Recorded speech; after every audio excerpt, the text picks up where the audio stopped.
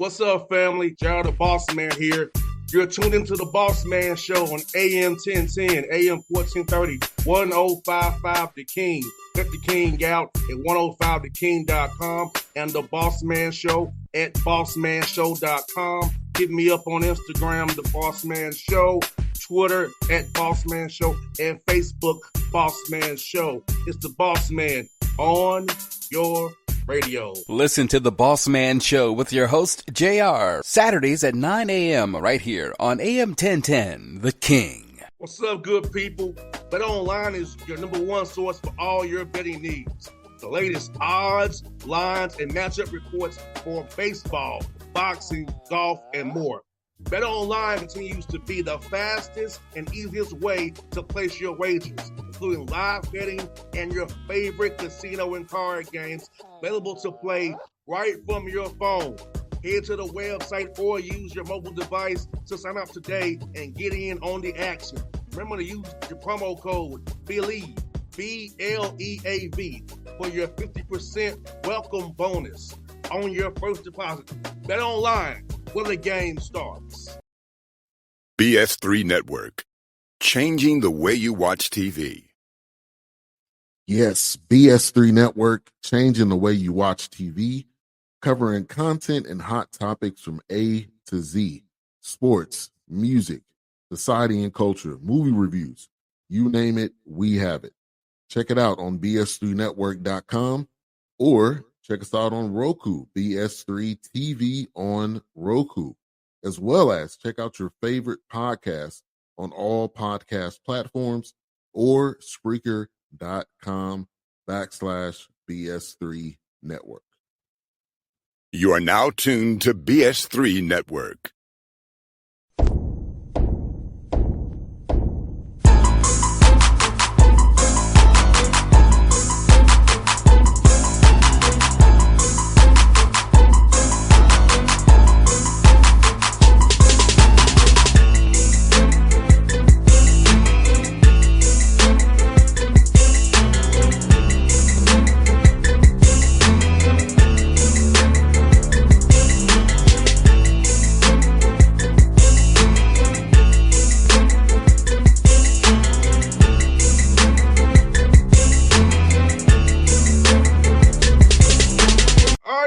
Back on the Bossman Show here with Coach Blaine McCorkle here, the Northwestern State Demons out of South Austin Conference. Coach, good to see you, man. How things down there with you guys in Louisiana right now?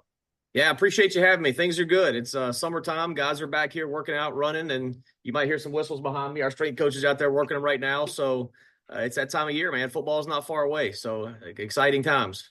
I hear that, man. Let me ask you, man, coming down there, man, in Northwestern State, man, coming and taking over a new program, man. So how's it been so far getting to meet the players, build those bonds, build relationships with the guys is very important and kind of setting the tone for the culture you want to have there going forward? Yeah, it's been great so far. It's this is a place and a group of young men that I think is hungry for something new and different, and it hasn't been easy. This program has been through a lot, in the last year, with having to shut down the season and losing a teammate and all the things that these guys went through last year. So, one thing that I really said when I first got here and meant was, I wanted to come help. I want to come help with part of that healing process, one. And one of the best ways to heal is to get life, back to normal. That doesn't mean you forget what happened, but you do have to go back to work and start sweating and bleeding with your brothers and go out there and play football. So you went through spring practice, and I think we found a bunch of guys that were just hungry to get out there and play ball again. And I think it was very refreshing for them. And we're excited about where we are. And Coach McCorkle, let me ask you this, man. For you, man, how much are you putting in team stuff right now in the spring and summer versus just trying to get guys individually better in their position groups and in their rooms and just get them bigger and faster and kind of maybe install more come fall camp period in July coming up? Well, it's both. It's equal parts because one is a new staff coming in. You don't know exactly what your talent level is and who has what skill sets. So you did want to evaluate, all right, where is our talent level? What guys can do what jobs, maybe move some guys to some different positions, things like that. But you don't want to waste any time also putting in your schemes in all three phases. So, what we put in offensively and defensively in the kick game this spring was our core, the core of who we're going to be and what we're going to do. We know what our identity is and what style of game we want to play. But there was a big emphasis too on evaluation, and finding out who we've got, who is this roster, who's returning, what holes do we need to fill. So it's been a good mix of both and evaluating the talent and installing at the same time. And Coach, for you now at this transfer portal world we're in, how did it change how you evaluate a player and vet a player out to know they want to be a part of the program for the right reasons now? Because kids just pop and go whenever they get upset, they out. So how do you really evaluate a young man's character, young man's talent, vet them out properly with this world we're in? We have to kind of speed date almost in recruiting. Right? That's right. Yeah, that's well said. Speed dating is exactly what it is. And that's a great question. And I think one thing for us that we really decided to do, and you can't say, well, I'm just not going to live in the portal, because that's not real. You have to, because that's just the world we're in, whether you like it or not. Nobody really likes it. I've yet to see somebody raise their hand and say, oh, this is a great thing. It's just not, nobody thinks so. But what you do have to do at the same time is protect your program. And what you have to do is try to bring in young men that, to what you said, want to be loyal and be a part of Northwestern State football and aren't using the program to bounce to the next place. Or they're not transferring here because they're running from something and maybe they have some flaws with them, So what we've tried to do is recruit really smart kids, because we think smart kids are tougher. They just are, because the smart kid, he's handled his business in the classroom. He's turned in his work. He's not causing problems in town. He's not causing problems on campus. Now he shows up to the practice field and he's just worried about getting better. And now that kid, he's handling his business. So he's a little bit farther along in his degree, and he values that a little bit more. So he's a little bit more likely to stick around because he's having a good experience on the field. He's having a good experience in the classroom. And if he leaves, he knows that he's leaving those things and he's rolling the dice. The stats as far as what guys get when they go in the portal are staggering as far as where kids end up. It's like 80-something% in FCS football end up at the same level or a lower level. Very, very few of them go get that NIL deal and move up, because that's just not the real world. The reason that stuff makes news is because it's rare, right?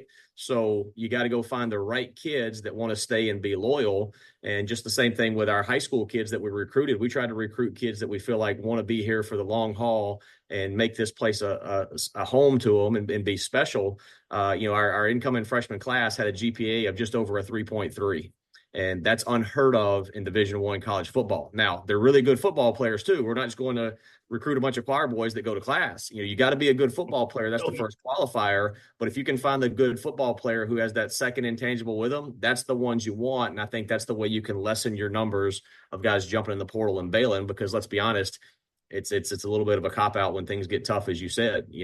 I want guys that want to challenge themselves and be motivated and can take coaching and criticism as a positive thing and not of take my ball and go home. Yeah, because I feel like this is a problem with our. I'm almost 40 years old, so I oh, you're old, yeah. Yeah, so like a lot of these young men, but within generations, they don't have. I like accountability. Like when I make a mistake, I own up to it. I don't run from my mistakes. If I screw up with a guest or a booking or a sales or whatever, I own it to whoever I got own it to. That's just who I am. I'm not going to run from. So when I screwed up, I screwed up. So I feel like a lot of these young men aren't accountable for their actions. They just want to bail somewhere else and try to act like it didn't happen, like they say, run away from a problem. I want to confront it head on and be better going forward, and not run away from something, because it's going to make you grow one way or another.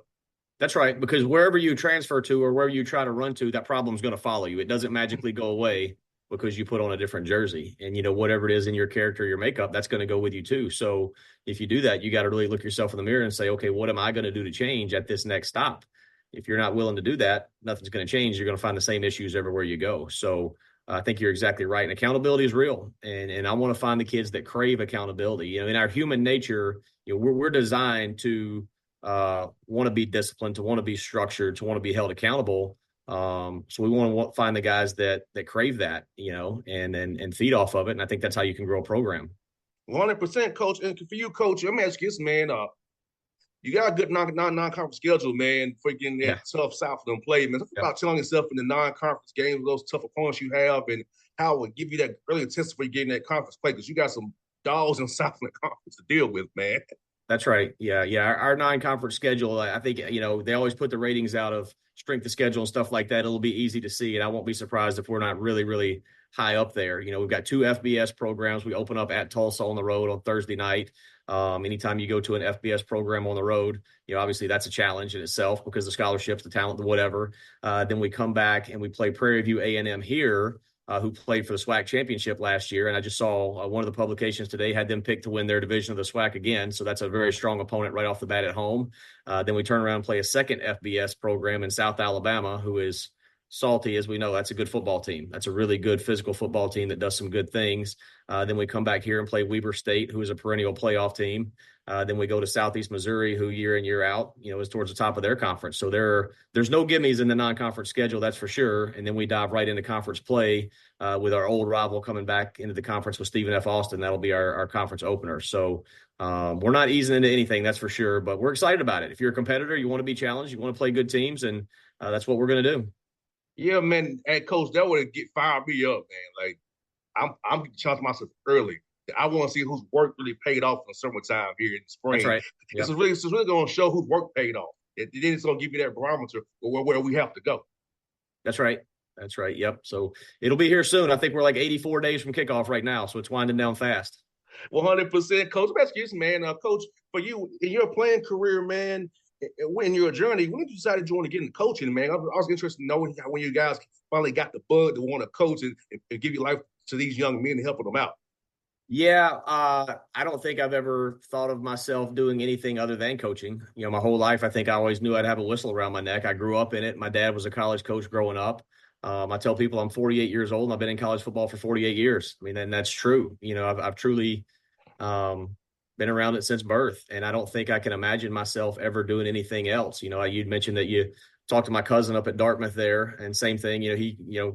My dad, his uncle, he kind of watched him and got into it. And then I think we got 4 college football coaches in our family, and myself, my cousin there at Dartmouth. My dad was a college football coach, retired forever there now. And then we've got another cousin, George Litton, lives in North Carolina, and he was a college coach forever. He's in his 80s now. So it's a little bit the family business. It's kind of what we do. So, and honestly, people ask me all the time, what would I do if I wasn't coaching?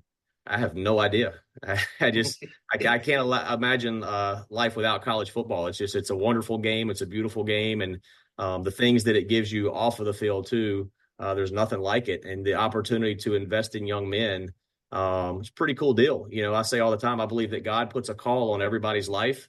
And I believe that my call is to grow men because, you talked about it a minute ago about the generation and lack of accountability. And I think we're lacking that in today's society. So if I feel called to grow young men and to be what God called them to be, and I love this great game of football, why would I not put the two together and take it as an opportunity to grow men that the society is proud of and are going to make a difference someday? So, I don't ever see myself doing anything else.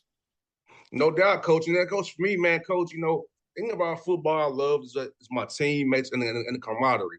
Thing about on the radio is I can talk to guys like you every day and have camaraderie with you all. I still get to have that kind of that rush still. And now on the field with you all, like to talk to every day about football. So me, that's still gets my juices flowing. But I miss the part of being with the guys, those funny things in the showers, locker rooms that you remember, or practices where somebody goofed off and acted a fool. Those are the memories that you keep at home, go to the homecomings, and when you get together, just go and hang out with your teammates. I mean, that's part of the game I love, the camaraderie and the friendships that you build in this great game of football. That's right. Yeah, there's nothing like it. And then, I don't know where else in society young men can truly get that, in this day and time. So it's one of the last great strongholds of manhood in society today, I think. We gotta hold on to it and protect it with all we can. Yeah, Coach, like you said, Coach, for me, Coach, I tell everybody, I say football and baseball taught me diversity.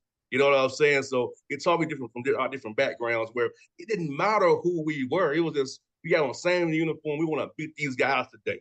It was so pure, that's Coach. Right. It's like, why can't we be this way in the world? Because that's all I've known. Football taught me different backgrounds from country, poor, city, whatever. Football and baseball taught me that as a kid. It's That's always right. been my life. So I was like, why can't we just apply this football, baseball element to this the real world?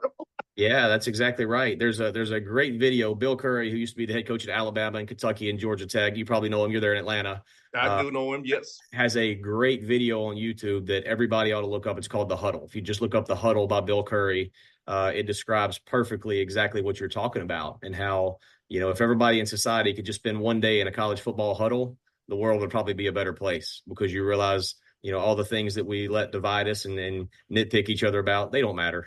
They don't matter. All you care about when you get in that huddle is, lining up with your brother and going to work for a common cause, and all the other stuff goes away. So I wish everybody could experience it just for a little while. 100%, coach. And for you, coach, man, as you meet these guys, man, how's it been fun to go out and build rapport with these guys? Because I know it's one thing for me when I was on a team is building that rapport. So for you, man, how fun was it to build rapport with these young men and get them to buy into you and your culture and your staff? Because that's so important today with this important thing is that the guys trust you and they really know you invested in them fully. And then not just on their end, it's like a transaction per se. Is that Coach McCorkle really loves me for me, not because I'm a number one. Yeah, that takes time and it takes work, and that's not easy. And I think when we first got here in December, in January, started having some meetings, I think there's a few days where these guys kind of looked at me like, all right, who is this guy? What's he really talking about? Because we came in strong. We didn't want to ease into anything, because if you ease into something, you can never get it back. So we know exactly who we are, what the standards are, what our culture is going to be. But it was neat over the course of the semester in the spring to watch them slowly, one by one, be like, all right, that's starting to make a little sense. Or I'm starting to buy into this. I'm starting to like it. And I think they've bought in as a whole, probably a little bit quicker than maybe we thought they would. You always know when you go in, it's going to take time with any relationship. It takes time to grow trust and understanding, but they bought in pretty quick, and it's been neat to see. I was previously the head coach at Belhaven in Jackson, Mississippi, Division III school over there, and I was there 6 years, and we kind of went through the same process. The team there was really very similar to the team here in terms of recent success, talent, culture, academics. The whole thing were a little bit of a mess there, just like they are here. And I think the kids here actually bought in a little bit quicker than the kids back there did. And when I left Belhaven, I think that group of kids was as close and united as any group of kids I've seen in 26 years of college football. And it was really a special, special thing to see and watch develop. But I do think in some ways, and our staff talks about it a lot, they may be catching on to some of those things a little quicker here than they did there. So that's very encouraging. And it's neat to see and build the relationships and get to know them. And, you're always going to have a few that you get a little bit closer to than the others. But those are the things that make it special. And, we finally got moved in here in town with my wife and our house and all that stuff. So we're looking forward this summer to having a bunch of guys over and continuing to grow and build that. So that's the fun stuff, is watching the unity grow. Oh, yes. And Coach, I asked you, man, last one I got for you, Coach, those long hours in the office, man, is building this roster out, building the staff out. What some cool food spots in Natchitoches that you all kind of went to and ate up when you was trying to get things going for you guys, man? Yeah. So, all right, you're asking the $1 million question. We are in the state of Louisiana, right? So, yes. All right. So that's your first qualifiers, that the food's going to be good. And then when you talk about Natchitoches is a cool town. It's very touristy town, I guess you'd say. I think I think a guy on campus told me one time there's something like 60 bed and breakfast here in town. And then, the Christmas lights are big. So everybody comes in every weekend for the Christmas lights, and you'll have over 100,000 people show up for that. And it's a destination town for a small town. So with that's going to come a lot of food. You put that in the state of Louisiana, you got a pretty deadly combination. So I actually talked to my staff the other day in the staff meeting about summer rolling around. Some of them need to push back from the table a little bit because they're getting a little too comfortable here in Natchitoches. Yeah, they got to get through preseason too, right?